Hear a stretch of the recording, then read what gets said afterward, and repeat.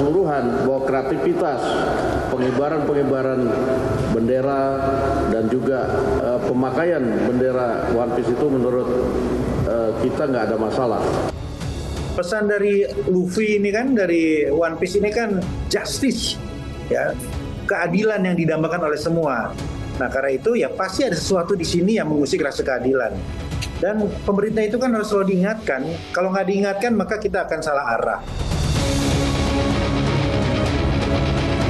Kita sebagai ketua umum untuk menginstruksikan harus bendera merah putih. Siapapun yang tidak mengikuti aturan dari organisasi sudah resiko ditanggung sendiri bila mana perlu pemerintah untuk menindak tegas. Kita sepakat dan kemarin juga kita rapatkan dengan pengurus setiap provinsi dan kabupaten kota, khususnya kita harus taat dengan aturan undang-undang di negeri kita ini.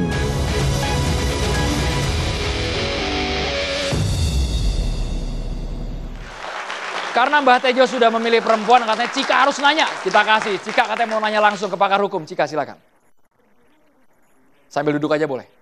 Ya, perkenalkan nama saya Cika Bramanti Kolopaking dari Fakultas Hukum Universitas Trisakti. Saya ingin bertanya terutama kepada Bapak Teguh Nasrullah selaku pakar hukum pidana di Indonesia. Jadi Pak, apakah pemakaian simbol fiksi seperti bendera One Piece yang sudah kita lihat itu di ruang publik apakah bisa dianggap sebagai bentuk pelecehan terhadap simbol negara dan dapat dikenakan sanksi pidana sesuai dengan pasal 66 Undang-Undang Nomor 24 Tahun 2009 tentang sanksi pidana bagi pelanggaran terkait bendera negara, Pak? Ya, ini terima kasih sekali Cika pertanyaannya dan hebatnya saya berubah. yang nembak Mas Tejo yang ditanya ke saya itu hebatnya saya. Rezeki saya jauh ketinggalan Mas. Makanya dicat dulu itunya. Ini apa? Oke, kita lanjutkan. Saya senang sekali pertanyaannya. Ini adalah pertanyaan teman-teman mahasiswa hukum karena memang sulitnya kami kalau dalam diskusi seperti ini, akhirnya kami harus berpatokan kepada hukum. Hukum itu tidak boleh kita tinggalkan. Saya pun tidak boleh liar dalam memberikan pemahaman hukum pada publik. Nantinya saya bilang ini nggak ada masalah. Taunya bermasalah secara hukum. Kadang-kadang ada ruang tafsir terhadap sesuatu yang tidak jelas pengaturannya. Contohnya begini, ya. Contoh maaf Adinda ya. Untuk pasal 24-nya, setiap orang dilarang merusak, merobek, menginjak-injak, membakar, atau melakukan perbuatan lain dengan maksud menodai, menghina. Saya yakin Anda tidak punya maksud menodai, menghina. Saya yakin sekali itu. Merendahkan kehormatan bendera. Itu ruang tafsir. Jadi jangan, makanya saya ingatkan tadi, jangan bermain-main di garis ruang tafsir. Kalau nanti suatu saat Anda bermasalah karena omongan saya, pengadilan belum tentu akan sependapat dengan saya. Maka di titik ruang tafsir hindari itu. Contoh, pakai bendera One Piece tidak ada larangan. Anda mau pasang bendera One Piece di sebelah merah putih, no problem bagi saya. Asalkan ada syarat ketentuan ukurannya. Jaga. Tadi kan sudah saya tanyakan. Ini yang kalian tampilkan benderanya atau sebenarnya gambarnya? Gambarnya. Boleh dalam bentuk spanduk, boleh dalam bentuk kertas. Hanya saja ketika Anda memasang bendera merah putih satu tiang dengan One Piece, di situ ruang tafsir. Nah, sekali lagi saya ingin katakan bahwa hati-hati loh menggunakan, buru-buru menggunakan makar. Makar itu ada syarat di dalam KUHP kita, ya, harus bisa dibuktikan perbuatan permulaannya, kemudian harus bisa dibuktikan adanya niat jahat terhadap kepentingan negara Republik Indonesia. Nah, hanya saja maaf kadang-kadang para petinggi kita tidak melihat ini sebagai pendidikan hukum, hanya saja untuk menakut-nakuti.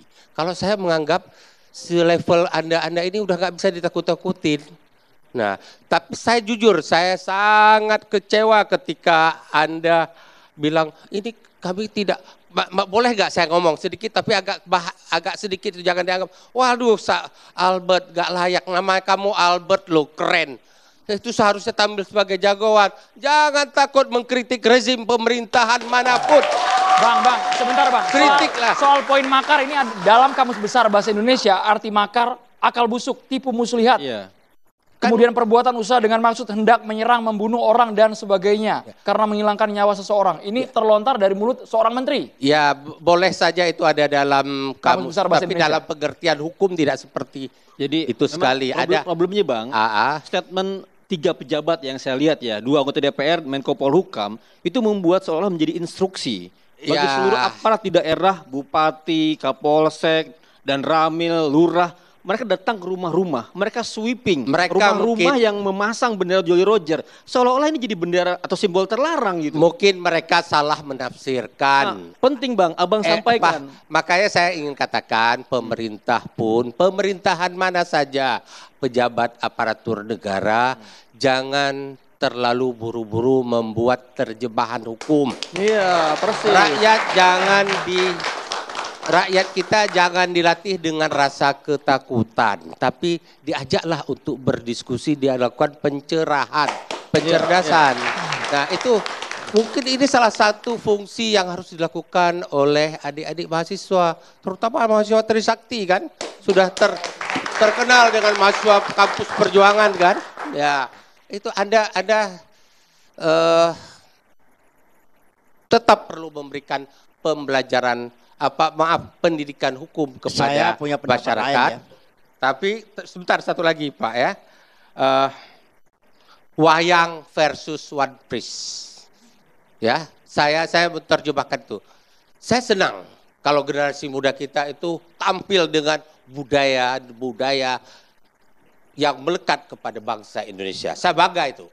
Tapi jangan juga ketika ada budaya-budaya yang ditampilkan tidak sama dengan budaya bangsa Indonesia itu ditarik ke ranah hukum. Ini kan bukan persoalan ranah hukum, ini persoalan pilihan. Anda suka lagu keroncong, keren lagu, wah sangat Indonesia. Tapi kalau Anda suka lagu metal, nggak ada larangan, itu pilihan. Ya, silahkan, hanya saja saya adalah salah satu generasi yang mungkin sudah sangat tua, mendukung kalau generasi muda kita, ayo kembali kita banggakan budaya culture Indonesia. Bang, kalau misalkan nggak terlalu ditarik ke ranah hukum ya, saya bantu jawab buat Cika, karena Cika lagi Mbak ya. Kalau untuk Cika sudah saya jawab semua tadi. Bukan karena nanyanya, bukan. Kita tidak usah aturan-aturan hukum yang terlalu mereka tahu harus lebih tinggi atau lebih rendah atau lebih kecil ukurannya. Tapi pertanyaanku buat semuanya dan terutama buat Cika adalah pertanyaanku, sejauh mana pengalaman sejarahmu dengan bendera One Piece dan sejauh mana pengalaman sejarahmu dengan merah putih? Kita cuma sering dididik bahwa sejak zaman Majapahit sebelum itu ada bubur merah putih dan lain sebagainya. Kita jarang dididik bahwa bagaimana orang-orang dulu itu, Andro, ngibarin bendera merah putih itu nipu Belanda. Setiap bangun rumah di Wuwungan itu di samping ada kelapa dikasih merah putih. Alasannya untuk ritual, untuk keamanan dari setan. Padahal itu cara mengelabui Belanda. Sejarah-sejarah begitu, gimana Bu Fatmawati nggak bisa karena hamil tua, nggak bisa nginjek mesin jahit singernya itu, dia nginjek pakai tangan, 2 hari baru rampung. Dan setelah rampung sembunyikan sama Bung Karno dan teman-temannya karena penjajahan. Nah itu kalau itu diceritakan, sosialisasi yang bukan yang cuman Majapahit dan lain sebagainya, kecintaan kita tanpa digitu ini Semur, pasti naruh bendera merah putih lebih atas dari gitu loh. Bener gak sih? Kamu kira bendera di Wuwungan sebelum kalau ada bangun rumah, pernah bangun rumah gak? Lihat, belum pernah. Gak apa-apa, yang penting kamu bangun rumah tangga. Nah, itu ada padi di atas, Andrew, padi. Kok agak beda semangatnya Mbak Tejo malam hari ini ya, beda ya. Ada padi, Terus ada merah putih. Itu cara orang Jawa dulu nipu Belanda. Bukan Jawa aja itu, bukan Jawa. Enggak tahu Pakai aku. mic boleh Bang Norman. Itu untuk selamatan. Padahal itu cara kita mengibarkan bendera putih. Tapi di pasal 24 bahkan sekarang ada memakai bendera untuk langit-langit atap itu nggak boleh Bah di undang-undang Bah. Bahaya itu bagaimana Bah? Ya berarti nggak mungkin hukum menabrak tradisi budaya itu. Hati-hati kutukan budaya. Artinya kalau mau pakai undang-undang akan semua banyak bisa kena. Gini, yang disampaikan Mas Tejo ini adalah sejarah. Sedangkan yang Anda bacakan produk hukum yang baru terbit tahun 2009. Jadi harus melihat terjemahan hukumnya itu kapan itu berlaku setelah 2009. Sampai sekarang masih banyak orang di mana-mana bangun rumah. Sampai sekarang masih banyak orang melakukan pelanggaran. Masalahnya adalah terkait dengan jumlah penegakan hukum. Jadi tidak berarti ketika hukum tidak ditegakkan itu dibolehkan secara hukum. Hukum sudah mengatur, hanya saja mungkin pemerintah melihat ini tidak perlu di ranah itu kita lakukan penegakan hukum, nggak cukup penjara nanti kita bangun. Nanti jadi negara penjara kita. Itu yang saya bicarakan. Sekali lagi saya katakan kepada pemerintah, bimbing adik-adik kita ini, ajak mereka, didik mereka tentang sejarah Republik Indonesia, tapi bangunlah juga rasa cinta kepada simbol-simbol negara, budaya Indonesia, tapi jangan ditakut-takutin dengan saya melihat yang lain ya. Karena itu bukan persoalan makar. Masalah merah putih, jadi filosofinya itu yang paling penting. Kita generasi muda nggak tahu filosofi merah putih. Itu yang jadi masalah. Bangsa ini merdeka itu nggak diberi oleh Belanda, ini masalahnya. Nggak diberi oleh Inggris. Dia merdeka oleh rakyat Indonesia dengan darah. Ini masalahnya di sana. Kenapa ada bubur merah putih? Kenapa di bubungan itu ada bendera merah putih itu pengganti bubur? Ada kelapa. Jadi budaya kita tuh tinggi. Jadi jangan Anda bangga-banggakan dengan bendera itu. Itu ya kan, ini bendera punya nilai sejarah. Semua akan marah kalau kita memperlakukan merah putih itu seperti itu. Ya. Abang tetap gak suka banget sama One Piece Bang Norman kayaknya. Apa? Gak suka banget sama bendera One Bukan Piece. gak suka. Kayaknya ini meremehkan merah putih itu. Coba lihat tuh. Tuh. Kan nggak boleh kan sebenarnya ya. Nah ini jangan sampai kita kebablasan, ini maksud saya ya. Silakan. Kita tidak melarang kebebasan ini negara demokrasi kok. Kebebasan tidak dilarang. Kalau yang saya lihat adik-adik ini cuman pengen protesnya didengar ya. Jadi mencari cara supaya viral. Karena kalau protesnya nggak viral nggak akan didengar. Maka cara yang paling simpel adalah membuat sesuatu yang kekinian. Iya, jangan sampai juga pihak yang salah. Itu juga kita nggak mau. Betul. Itu aja. Menurut saya ini juga dulu tuh nggak ada merah putihnya ya. Cuman bendera itu saja sebenarnya. Karena kadang momennya pas 17-an mungkin akhirnya ada merah putihnya. Saya tahu adik-adik ini pengen protesnya didengar.